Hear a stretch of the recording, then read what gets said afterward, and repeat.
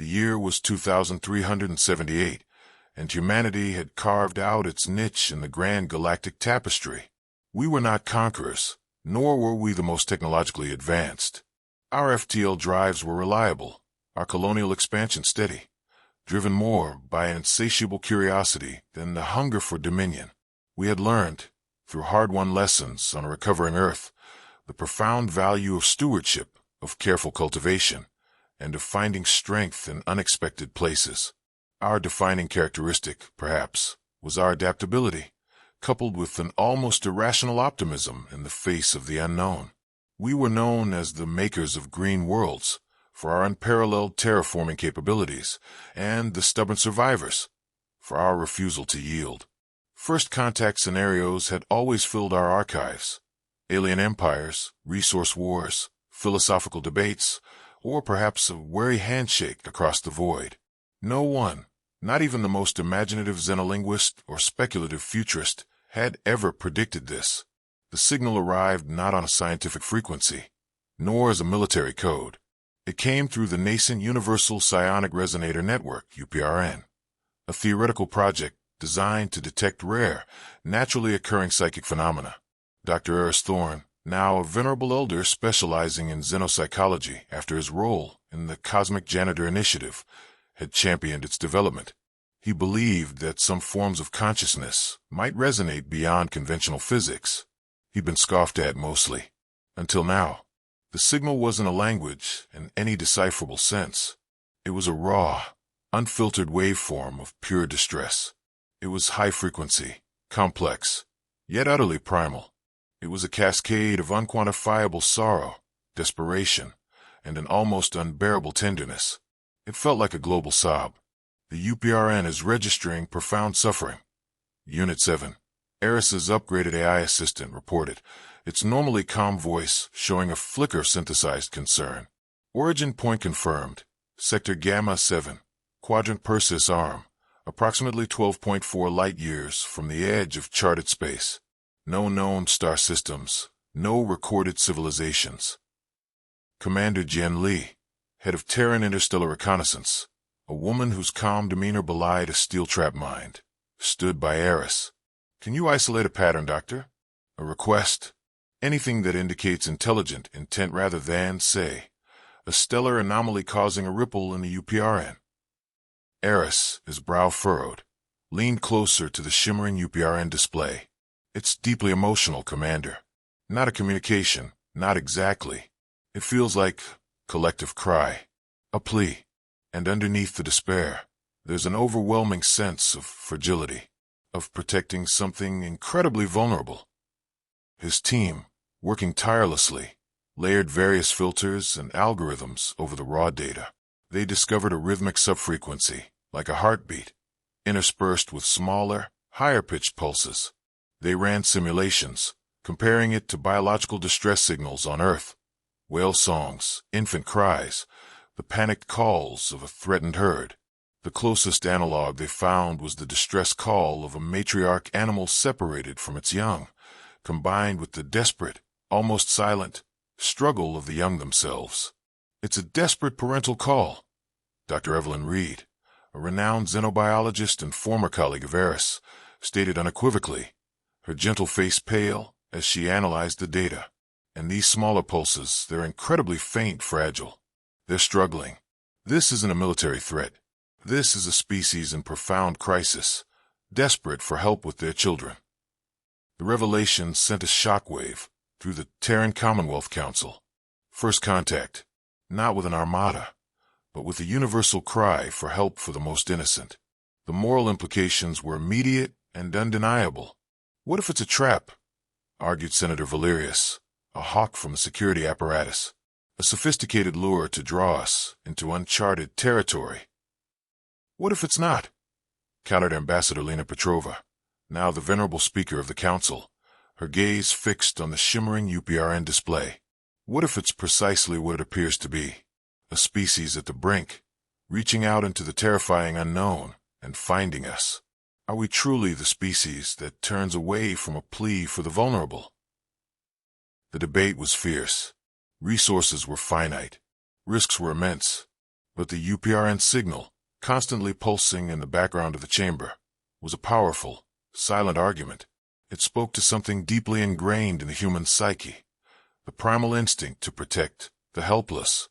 Ultimately, the inherent human empathy won. Commander Jian Li was tasked with assembling a first contact expedition. It would be a scientific and diplomatic mission, not a military one. Her flagship, the TCS Wayfarer, a state-of-the-art long-range research vessel, was quickly refitted. "We will prioritize safety, Commander," Lena Petrova instructed, her voice calm but firm. "But our primary objective is to assess the situation and, if possible, offer aid. Remember, our greatest strength has never been our weapons, but our compassion, and our ingenuity in the face of problems no one else understands." Jian Li nodded, her gaze serious. Her crew, handpicked for their expertise, resilience, and emotional intelligence, understood the gravity of their mission. Among them were Dr. Evelyn Reed, the xenobiologist who would lead the biological assessment, Dr. Kenji Tanaka, a specialist in exoplanetary environmental engineering, tasked with understanding any habitat challenges, and Dr. Anya Sharma, a linguist and cultural anthropologist, whose quiet wisdom had been invaluable in countless previous delicate situations. And, of course, a full complement of medical personnel, including, unusually, a team of pediatricians and neonatologists, just in case. The TCS Wayfarer slipped silently from Terran space, tracing the UPRN signal. Their journey was long, filled with attention unlike any typical exploration.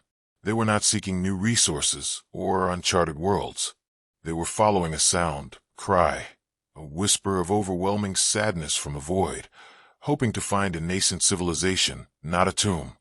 The journey of the TCS Wayfarer stretched for weeks, the UPRN signal growing subtly stronger, more defined, a constant, mournful hum in the ship's ambient silence.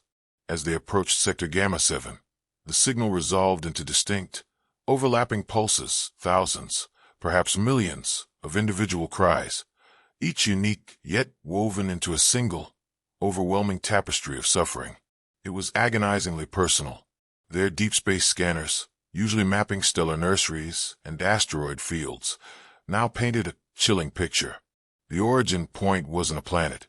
It was a colossal biomechanical vessel, ancient and organic-looking, drifting in the empty void between two dim, unclassified stars.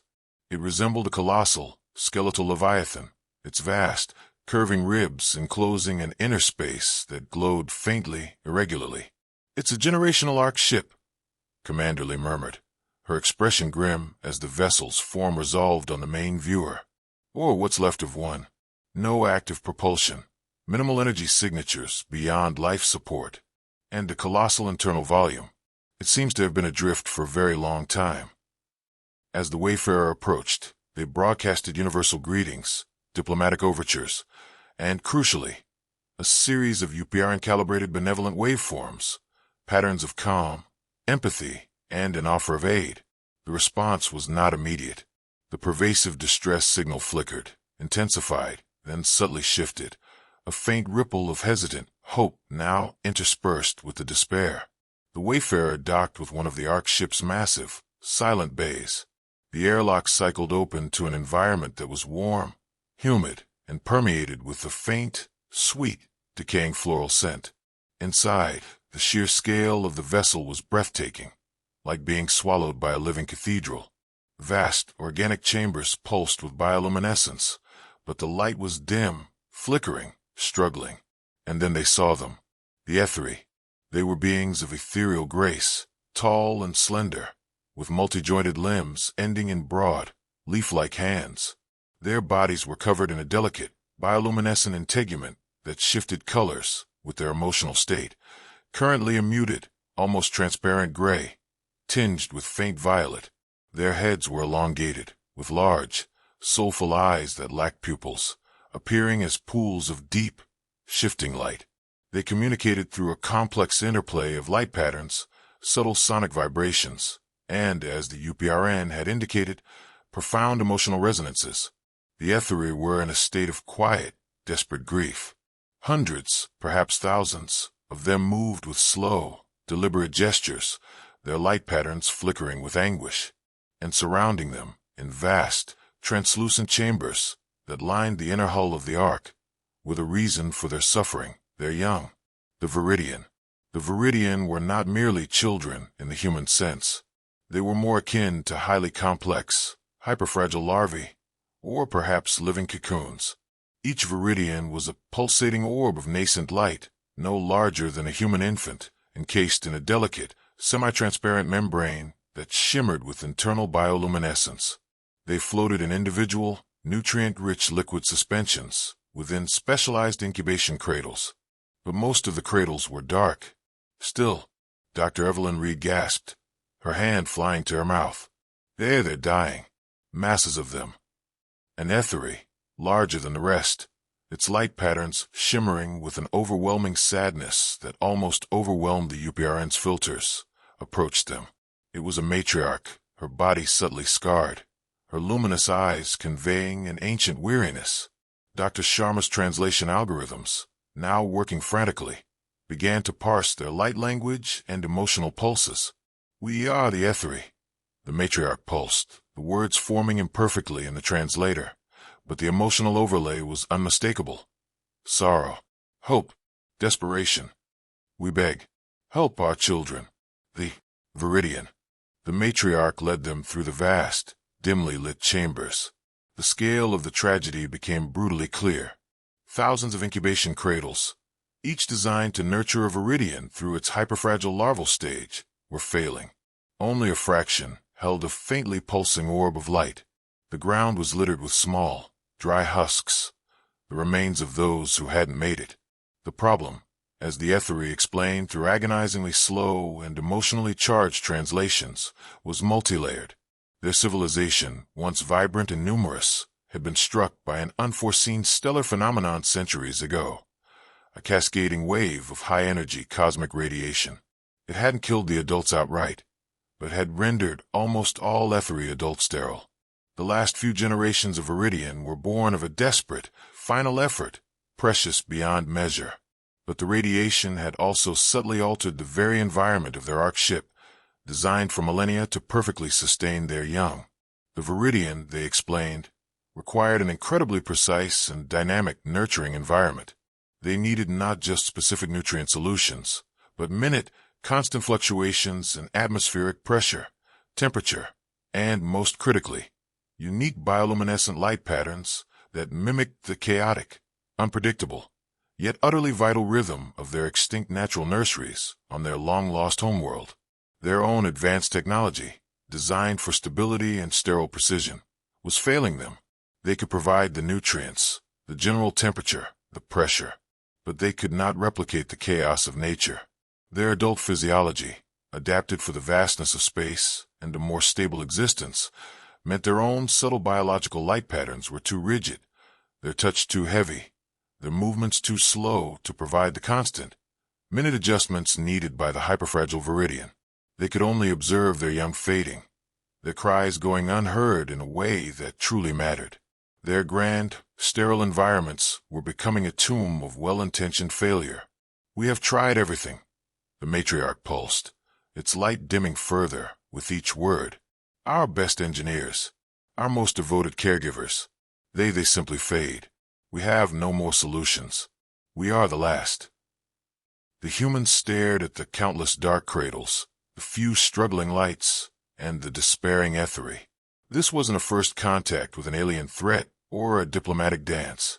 It was an interspecies medical emergency, a race against extinction, and humanity, for all its grand technology, felt suddenly very small, yet very, very needed.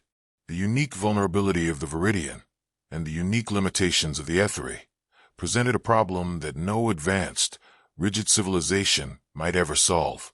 But humanity had a history of making order out of chaos and healing what was broken, with methods others often overlooked. The Wayfarer's medical bay was transformed. Its sterile, gleaming surfaces were quickly adapted, becoming a temporary nursery for a small sample of the struggling Viridian. Dr. Evelyn Reed, her face a mask of intense focus, worked alongside Dr. Anya Sharma, the linguist, who found herself translating frantic biological data as much as emotional pleas. The Ethere's incubation cradles are too uniform, Dr. Reed explained to Commander Lee, as a team of human pediatricians, led by Dr. Lena Chun, carefully examined a faintly pulsing viridian. Their tech provides perfectly stable parameters, but the viridian, it seems, need instability. Minute chaotic shifts in air pressure, temperature differentials, and light pulsations that mimic a natural, living environment, a forest canopy, tidal pool. The Ethere's own physiology is too refined to provide this minute, constant variance. Their skin bioluminescence, for instance, is too steady, too controlled. Dr. Chun, a human neonatologist known for her calm hands and innate understanding of infant fragility, agreed. It's like expecting a machine to hum a lullaby with genuine emotion. The perfect pitch is there, but not the subtle waver, the individual breath, the warmth of the touch. The viridian respond to organic variability. The humans began to experiment. They started with the environment. Kenji Tanaka, the environmental engineer, eschewed complex machinery. Instead, he oversaw the construction of small, modular biodomes made from flexible, semi-transparent polymers harvested from the Wayfarer's storage. Inside, he cultivated fast-growing, bioluminescent algae and fungi from Earth's own extremophile biomes, carefully selected for non-reactivity with Etheri biology. The algae can produce localized, fluctuating light patterns, Kenji explained, pointing to a shimmering patch.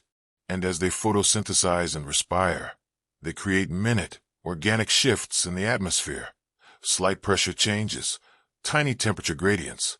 Nothing catastrophic, but enough to trigger the viridian's latent developmental needs. The Etheri observed with a mix of awe and profound confusion. Their own technology sought to eliminate all variables. The humans were deliberately introducing them. It seemed counterintuitive, almost barbaric, to their refined sensibilities. Then came the human touch. This was where the pediatric team, initially brought as a precaution, became indispensable. The Etheri's leaf-like hands, while capable of precise technical manipulation, were too large, too rigid to interact with the viridian's delicate membrane without potential damage. Their very physiology, adapted for elegant energy manipulation, lacked the nuanced dexterity for this particular task. Humans, with their small, nimble hands, proved to be perfectly suited. Dr. Chun and her team, along with specially trained Wayfarer crew members, began the painstaking process of hands-on care. They carefully lifted the viridian from their failing cradles, transferring them to the new human-designed biodomes. They spoke to them, gentle murmurs, soft lullabies. Even though the viridian likely didn't understand language, they responded to the vibration and the rhythm. It's about stimulation, Dr. Chen explained, her fingers gently stroking a viridian's pulsating membrane, the orb flickering in response. They're like human infants, needing tactile, auditory, and visual input. Our touch, our voices, the very warmth of our skin. It's a symphony of subtle data that their own physiology or technology couldn't provide. The Etheri matriarch watched, her light patterns shifting from mournful gray to a shimmering, hopeful violet. She saw humans humming strange melodies, gently rocking the transparent biodomes, even telling stories in their melodic, guttural tongues. These were acts so fundamentally alien to the Etheri's elegant, hands-off nurturing methods, yet undeniably effective. Their young, the viridian, began to respond. Faint pulses of light grew stronger. The rhythmic heartbeat within the orbs became more pronounced. Cultural barriers were immense, but slowly broken down by shared purpose. The Etheri had a deeply ingrained reverence for pure, undisturbed life. Direct physical interaction with their young, especially in their fragile larval stage, was almost taboo, seen as potentially contaminating or disruptive. It was why their cradles were sealed. Their technology focused on perfect, sterile environmental control. Humans, in contrast, were tactile creatures, learning through touch, comforting through embrace. Dr. Sharma, the cultural anthropologist, worked tirelessly to bridge this gap. She explained humanity's long history of physical nurturing, of skin-to-skin contact, of the chaotic, imperfect beauty of a natural childhood. She demonstrated, using elaborate light patterns and translated emotional pulses, that human touch was not invasive, but an act of profound care. One day, a young Ethery, one of the last of its generation, tentatively extended a delicate, leaf-like hand and, guided by Dr. Chun, carefully placed it near a human hand cradling a viridian. The Ethery's touch was light, almost imperceptible, but the human's immediate warmth and the subtle vibrations from their skin transmitted a rush of new sensory data to the Ethery. The viridian, sensing the combined presence, pulsed with an almost joyful brilliance. The breakthroughs were slow, painstaking, and often fraught with setbacks. A batch of viridian would unexpectedly fade. A cultural misunderstanding would cause momentary distress. But the humans persisted. They learned the subtle nuances of the viridian's light patterns, their unique cries for specific needs. They adjusted the biodomes, introduced new bioluminescent flora, even adapted their own vocalizations to match the nascent rhythms that seemed to soothe the alien young. The Ethery, initially observers, slowly began to integrate into the process. Though their own physiology prevented direct touch, they learned to monitor the biodomes, to understand the subtle shifts in the human-made environments. They saw their cherished young, the hope of their species, not just surviving, but beginning to thrive. The quiet hum of despair that had permeated their ancient vessel began to lift, replaced by a tentative, fragile hum of hope. News of the TCS Wayfarer's unprecedented first contact rippled across the galaxy, causing reactions that ranged from utter disbelief to profound bewilderment. A distress signal, not a war. Humans responding, not with weapons, but with cradles. It defied all established xenopolitical norms. The Xylos, with their intricate energy networks, rerouted significant computational power to analyze the limited, often emotionally charged, data streaming from the Wayfarer. The Terran species is engaging in a highly illogical resource allocation. A Xylos high processor resonated to its peers. Their probability matrix for success is statistically low. Furthermore, their methods are inefficient. Why not simply synthesize the required environmental parameters with elegant energy manipulation? The concept of inefficient, messy biological solutions to a technological problem was anathema to their crystalline logic. Yet the persistent survival rate data of the viridian, despite the illogical methods, was irrefutable. It caused a minor perturbation in their normally flawless logical circuits. The Cthar collective, ever pragmatic, saw no immediate profit in the venture. This Ethery species possesses no valuable resources we can extract, nor do they offer significant trade routes. Click the Cthar Trade Guild representative to an assembly of their peers.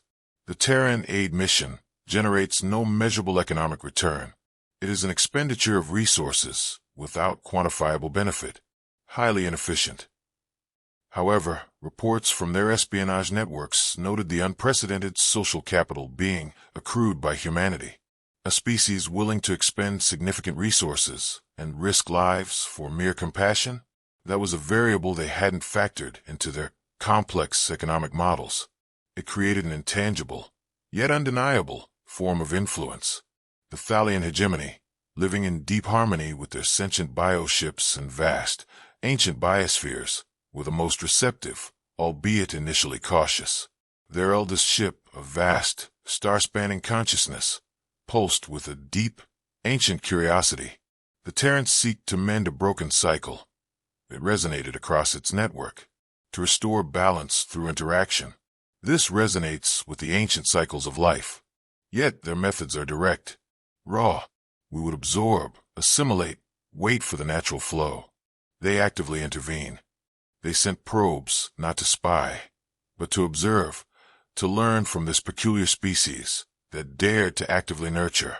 Back on the TCS Wayfarer, the human team was facing escalating challenges. The sheer number of Viridians still struggling on the Ark ship was overwhelming.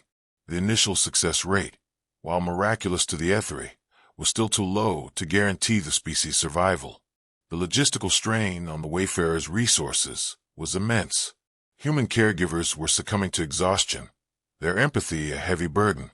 One critical incident involved a cascade failure in one of the larger, improvised biodomes. A rapid drop in atmospheric pressure caused several Viridian to dim precariously. Commander Jen Lee, initially maintaining a distant, strategic oversight, found herself rushing into the chamber, her military training momentarily forgotten.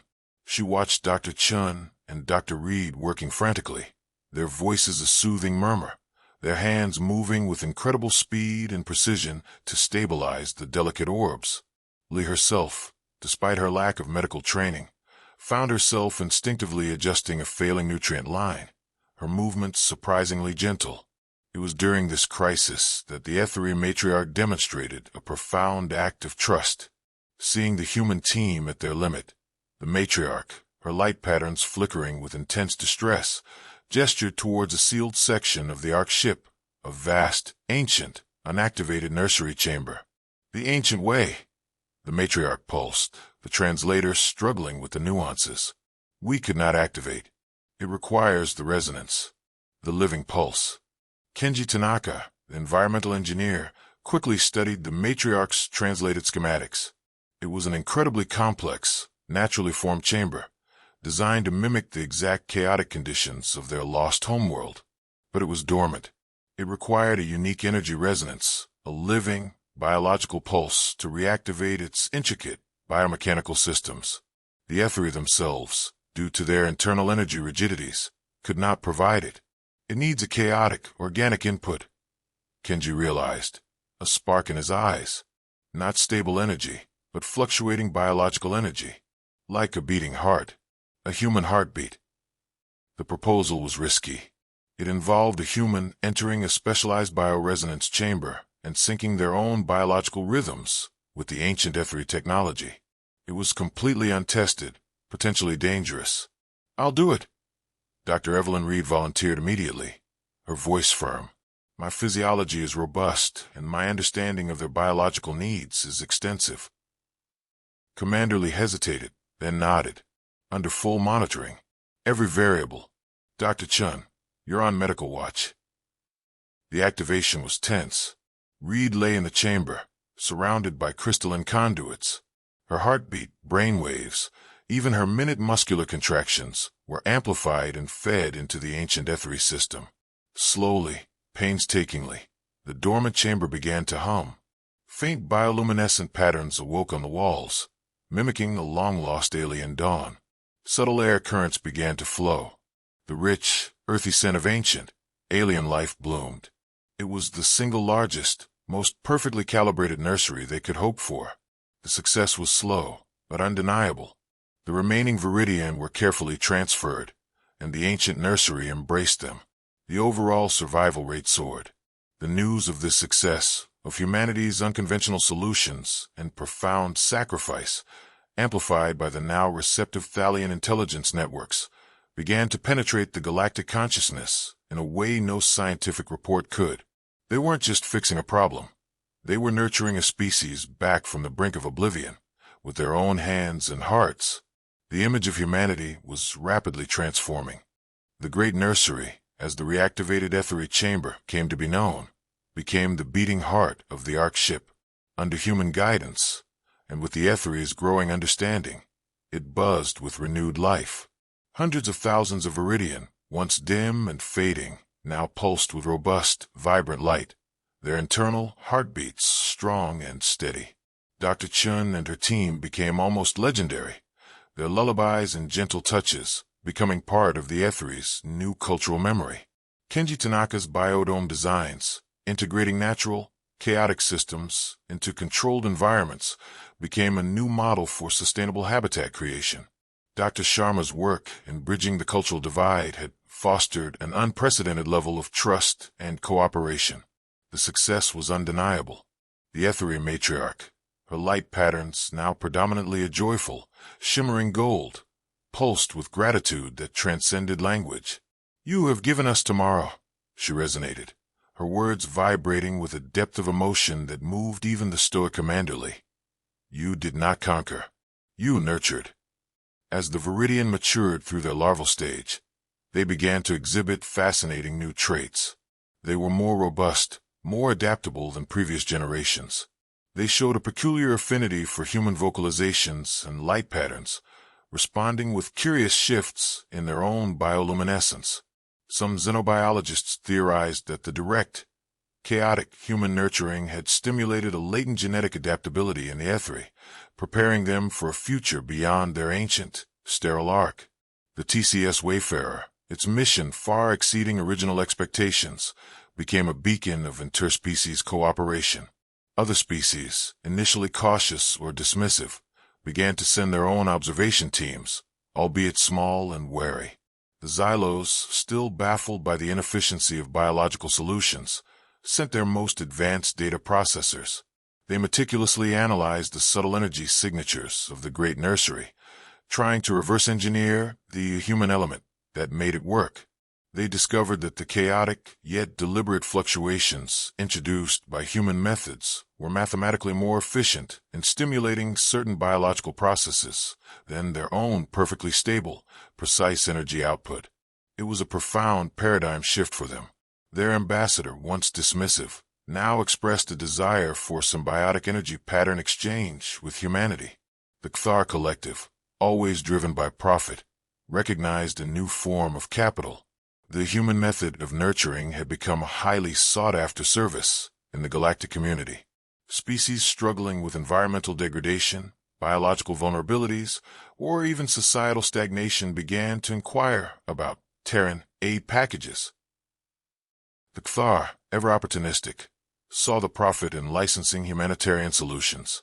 They dispatched envoys to Earth, not to demand resources, but to negotiate franchise agreements for human expertise in species preservation and revitalization.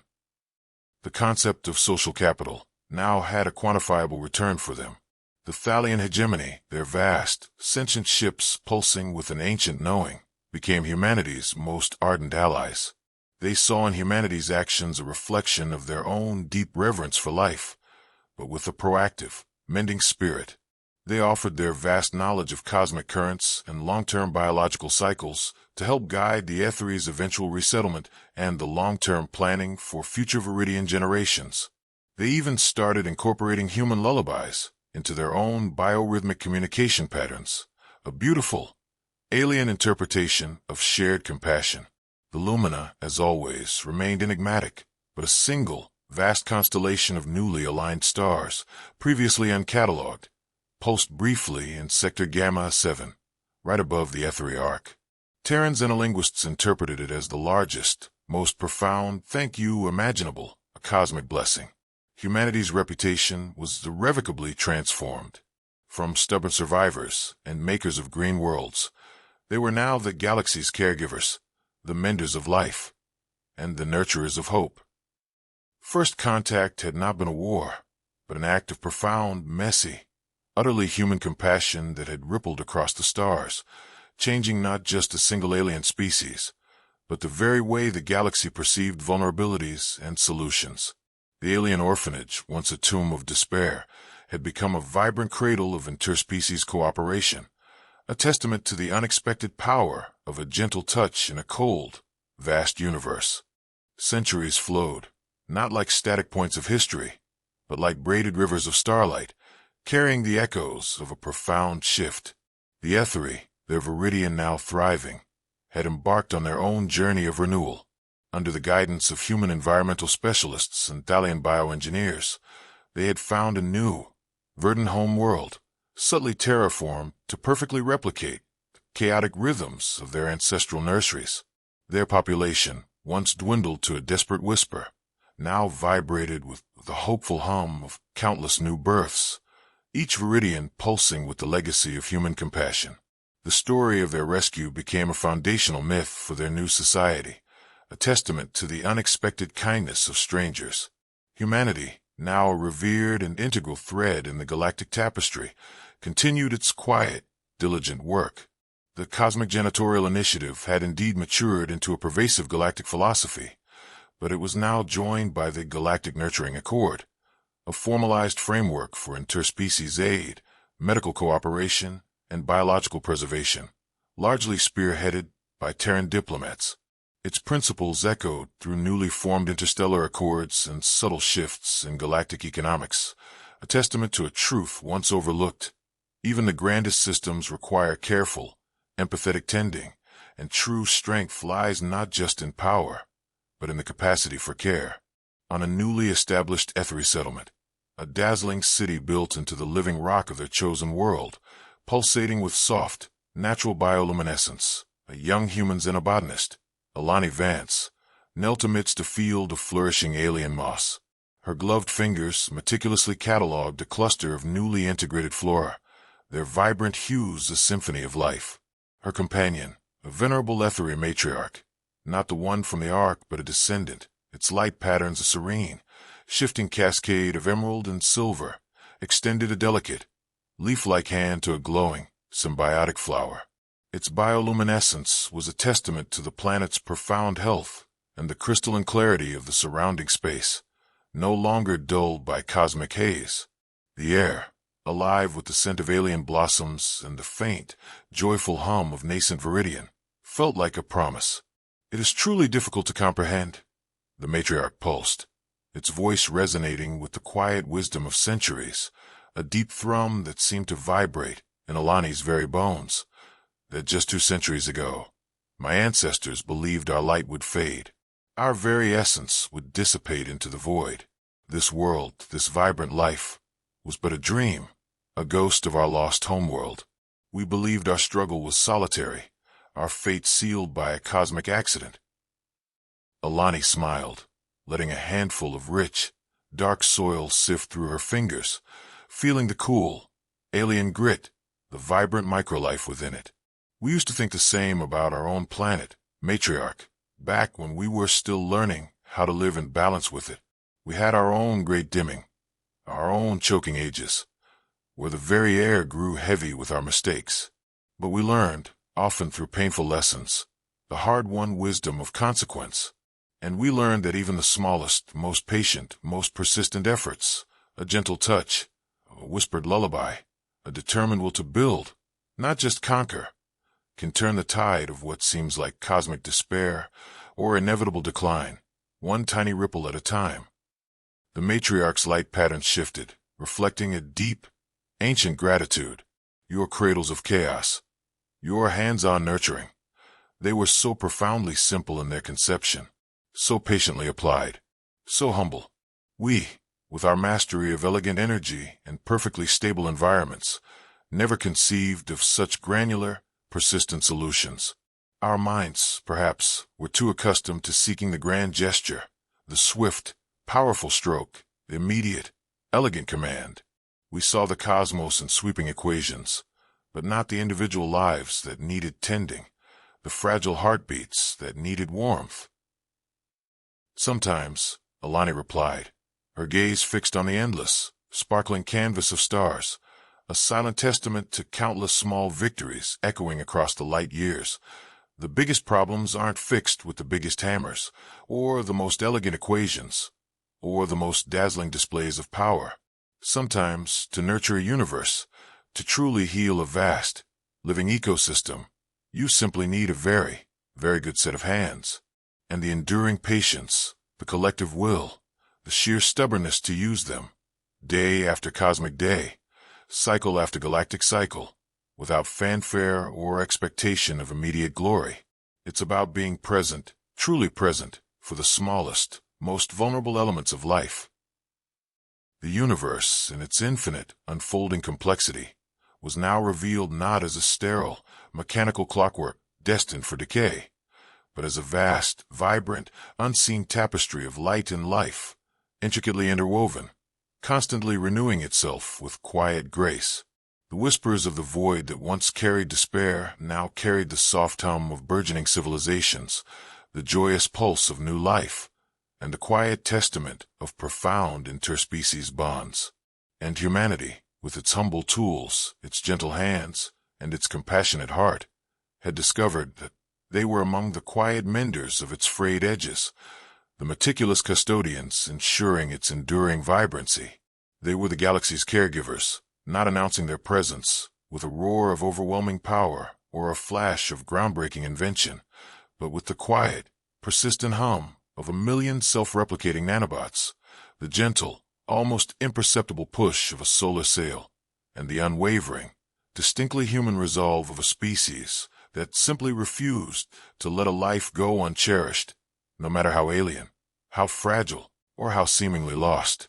The galaxy continued its grand, intricate dance of stars and civilizations, but now it danced a little more vibrantly, radiated a little brighter, breathed a little more freely, its currents flowing with renewed vitality, its nebulae blooming with rediscovered luminescence, its new species blossoming in protected cradles. This subtle but profound change was all thanks to the species that heard a cry in the void and decided, simply, to offer their hands. And in doing so, they had not just saved a single species from extinction, but had shown the galaxy a new, profound path forward, one where even the smallest, most overlooked acts of compassion, imbued with persistence, ingenuity, and a genuine spirit of stewardship, could create the most monumental and lasting change. The work was endless, the cosmos ever evolving, but humanity, the cosmic caregiver, had always been good at endless work, finding deep meaning and an enduring purpose in the continuous act of making things just a little bit better, one fragile life, one nurtured planet, one cosmic whisper of hope at a time. If this tale of humanity's quiet strength and profound compassion resonated with you, show your support by hitting that like button. Subscribe to HFY Warfare for more incredible stories of human ingenuity and spirit in the vast cosmos. And tell us in the comments below, what unexpected way do you think humanity will make its mark on the galaxy?